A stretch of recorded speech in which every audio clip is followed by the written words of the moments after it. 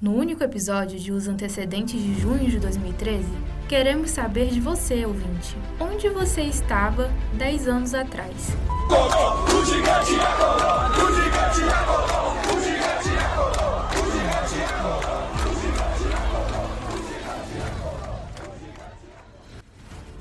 No dia 20 de junho de 2013, uma onda de manifestações tomou conta de todo o Brasil de forma inédita.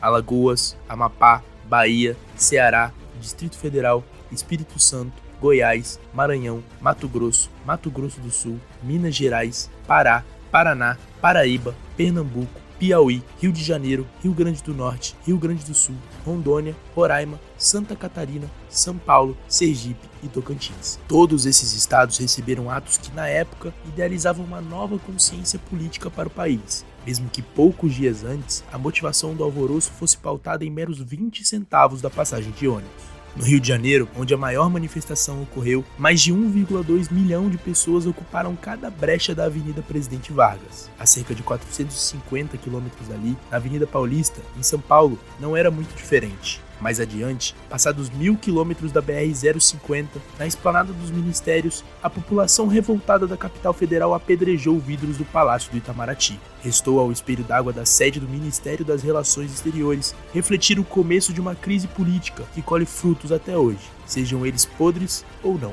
As raízes dessa árvore são profundas, e não são todas as pessoas que as conhecem superficialmente, quanto mais os pormenores. O pontapé das jornadas de junho de 2013 aconteceu espontaneamente, um ano antes, em Natal, sem o perdão do trocadilho com a data comemorativa, que poderia vir a ser tão infame como o próprio destino das manifestações. Em 27 de agosto de 2012, foi anunciado um aumento de 20 centavos na passagem de ônibus, o que gerou uma série de protestos batizados de a Revolta do Busão. As primeiras manifestações se deram na Avenida Salgado Filho, uma das mais movimentadas da capital potiguar. E apesar do confronto com a polícia, a ação teve sim impacto entre os parlamentares, tendo em vista que não muito tempo depois, no dia 8 de setembro, os vereadores do município armaram sessão extraordinária e revogaram a decisão. Quase 7 meses depois, o ano já havia virado, mas os problemas eram os mesmos. Na região sul do país, outra capital foi atingida pelo reajuste na tarifa de ônibus, os mesmos 20 centavos que haviam causado a revolta do busão em Natal. Em Porto Alegre, o povo gaúcho se mostrou insatisfeito com um aumento de R$ 2,85 para R$ 3,05. E mesmo depois da liminar da justiça que suspendeu o aumento, os protestos não pararam ali. A tendência foi se espalhando com facilidade, e em maio, a população de Goiânia chegou a se antecipar ao anúncio oficial do governo para montar a frente contra o aumento. Os atos que fecharam o eixo Anhanguera abriram caminhos para que a onda de insatisfação se alastrasse pelo Brasil, chegando inclusive até São Paulo, a maior cidade do país, que também sofreu com o aumento da tarifa. As contestações convenceram desde adultos até jovens a irem para as ruas cercadas pela selva de pedra, em busca de melhorias na mobilidade urbana. Ao menos era nisso que pessoas como o programador Felipe Vieira, de 31 anos, acreditavam em um primeiro momento. Mas o panorama logo começou a mudar. A primeira mesmo era realmente pela mobilidade urbana, né? Pelos famosos 20 centavos, né? O aumento da passagem era realmente a minha motivação inicial era isso mesmo. Então eu já tinha participado de várias outras manifestações até chegar ali. Então a gente, quando chegou em junho ali, a gente, né, pelo menos no começo, não tinha a noção da proporção que aquilo ia se tornar, né? Fazia diversas outras manifestações e a gente não tinha noção, né, como estava acontecendo ali na hora. Foi sentindo que a coisa realmente estava ficando grande e foi aumentando protesto a protesto, mas a realidade que para mim ali era a motivação da mobilidade urbana que realmente pegava. E depois, né, quando eu já sentia que isso tomava um outro caminho, como tudo aquilo que a gente tinha protestado no começo, nas primeiras semanas, ela foi por água abaixo, né? Por já ter um controle muito maior, assim, do outro lado, de um lado mais reacionário, e tentar tomar aquilo para si. E daí, no final das contas, hoje em dia, o que o pessoal acaba lembrando mais acaba sendo o lado reacionário dessas manifestações. Então, quando a gente fala, você participou das manifestações de 2013, a maioria das vezes se lembra daquele lado, né, mais daquele papo um pouco mais genérico, né? Eu sou contra a corrupção e por isso que eu estou aqui, como se tivesse realmente alguém a favor da corrupção, né? Enxergar as manifestações de junho de 2013 como uma simples expressão reacionária é algo que incomoda Felipe até hoje, embora ele não se arrependa de ter frequentado os atos. No entanto, a maior marca que ele carrega é a da truculência da polícia, palavra forte, utilizada para resumir as experiências que fizeram com que ele deixasse de lado a participação em futuras manifestações. Ver pessoas sangrando após serem atingidas por balas de borracha queima-roupa e precisar correr daqueles que, em teoria, deveriam zelar pela segurança do povo foram 2 episódios que serviram como a última gota d'água de seu copo revolucionário.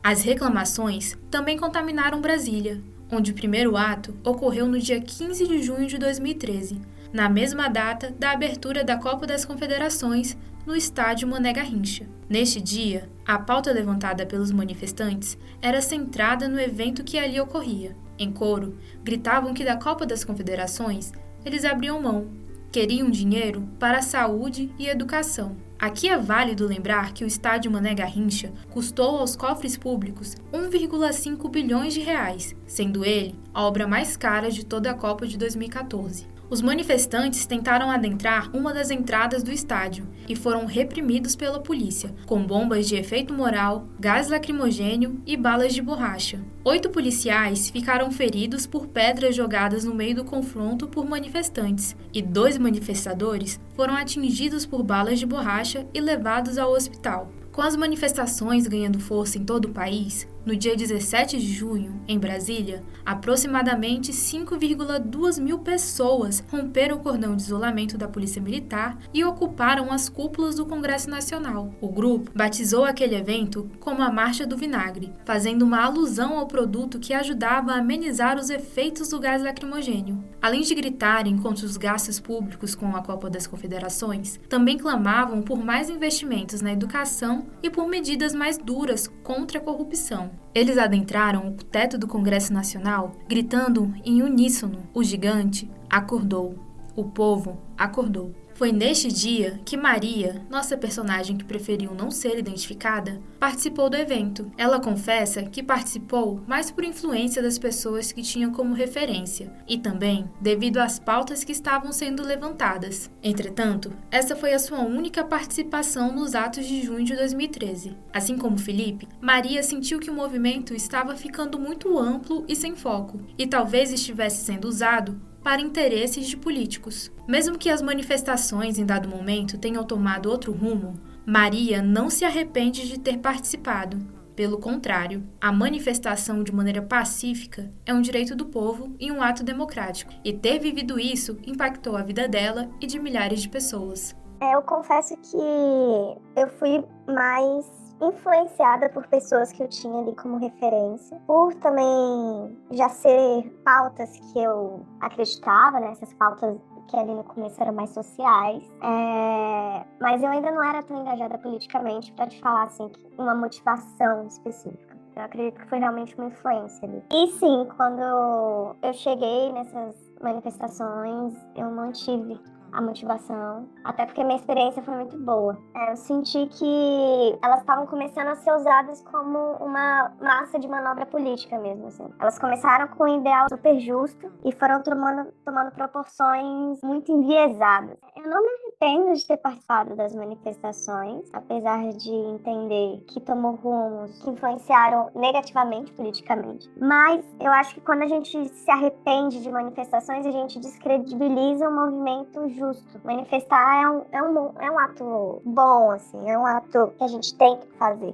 E é inevitável que vão tentar usar esses instrumentos. Então eu não me arrependo de ter participado, mesmo sabendo do cenário político atual. E os impactos de ter vivenciado, eu sinto que foi a primeira grande manifestação assim, que eu participei, e foi a partir dela que eu realmente comecei a me engajar mais politicamente. Assim. Eu já tinha, como eu falei, algumas influências, né? Tinha alguns ideais ali que eu abraçava, mas eu sinto que isso foi um marco para eu me inteirar mais, para eu aprender mais, buscar mais mesmo sobre esse contexto político. Mas eu resumiria em impacto, porque ela impactou o cenário, ela trouxe à tona várias questões, né? Ela começou como um ponto pequeno assim, entre aspas, né? Que era a questão dos 20 centavos. E aí começaram a borbulhar outras pautas e também um impacto pessoal, um impacto de vida, assim, de esse olhar que eu falei, de eu trazer o olhar político, né? Buscar o conhecimento nesse âmbito.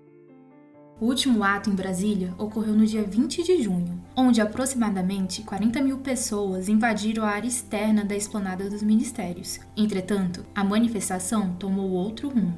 Um pequeno grupo armado de rojões, sinalizadores e pedaços de madeira começou um embate com a polícia militar, que reagiu fazendo uso do spray de pimenta, bombas e gás lacrimogênio para tentar conter o grupo. Como a segurança do Congresso estava reforçada, o grupo seguiu até o Palácio do Itamaraty, ocuparam a rampa e atiraram objetos contra a fachada, e fizeram fogueiras com os pedaços de pau que carregavam. Diversos vidros foram quebrados, algumas paredes foram pichadas.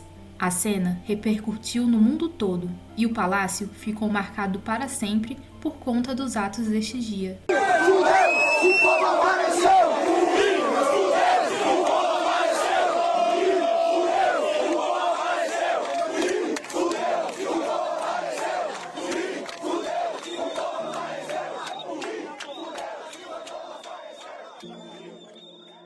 Para entender melhor as causas e consequências dessa série de eventos que completa uma década neste ano de 2023, nós entramos em contato com o advogado e analista político Melilo Diniz. Dentre os diversos ângulos possíveis de analisar os acontecimentos desencadeados em 2013, Melilo prefere destrinchar as manifestações como um momento em que a história se encontrou com as utopias, desejos e elementos que estavam represados em grande parte da população brasileira. O que começou sendo uma cobrança por maior presença do Estado e de políticas públicas em torno de demandas específicas, logo transbordou e perdeu o foco inicial. Embora orgânico, os movimentos tiveram suas evoluções de forma desorganizada e deram de cara com um governo que sofria fragilidades, frutos de sua incapacidade própria e ausência de reação. Segundo Melilo, alguns setores do discurso político tiraram proveito da situação e transformaram os protestos em uma cadeia de transmissão de ideias de viés mais conservadoras, ainda que as manifestações, em si, tivessem um caráter voltado ao progressismo. Por trás de todos esses acontecimentos, o mais importante de se entender é que acontecia um constante desencanto com a política. Há uma tentativa romântica de transformar o junho de 2013 em algo que foi compreendido. Creio que não. Creio que durante muitos anos os debates vão polemizar em torno de tudo que ocorreu e de tudo que trouxe as movimentações de junho de 2013. Isso se repete com outros momentos históricos brasileiros e eu gosto muito da frase que no Brasil até o passado é incerto. De todo modo, em alguns momentos a rebeldia e a agitação social fazem parte de um processo histórico de constituição do nosso futuro a partir de um presente que precisamos cada vez mais debater. Dialogar sobre isso, por exemplo, é um aprendizado, porque isso se transforma num processo de retomada de alguns temas e proposições de outros a partir de um momento histórico que, como eu disse, fará parte desses instantes em que o nosso dado momentâneo explica grande parte da nossa sociedade perene, permanente e em permanente conflito. O Brasil é isso e a gente precisa sempre discutir. Quem sabe essa experiência de 10 anos após junho de 2013 permita que a gente continue dialogando, debatendo e aprendendo os maiores e melhores aspectos e separando o que a gente precisa transformar como destaque em uma sociedade em permanente mudança. Em um país periférico, capitalista e dotado de uma profunda exclusão social, que é o Brasil, como descreve Melilo, parece ainda faltar muito para afirmar que as lições foram, de fato, aprendidas ao longo daquele período de protestos. Para exemplificar isso, ele deixa uma questão em aberto. Há um maior interesse dos jovens em discutir os temas políticos, não nesse modelo histérico que é visto especialmente em redes sociais, mas a partir de instituições e institucionalidades que tragam luz para a solução dos problemas brasileiros. Para isso, Melillo repete, parece ainda faltar muito. Ainda assim, na visão do analista político, esses momentos de rebeldia e agitação social são partes fundamentais de um processo histórico da constituição do futuro brasileiro, tendo como necessidade no presente cada vez mais os seus debates. Esse diálogo constante sobre o que ocorreu é um aprendizado, por exemplo, porque significa a retomada de alguns temas e proposições feitas por outros, através de um momento histórico que fez, faz e fará parte de instantes no qual aquele momento é capaz de explicar grande parte de nossa sociedade perene, permanente, em permanente conflito. Seguindo a citação de Melillo, no Brasil, até o passado é incerto. Obrigado por nos escutar.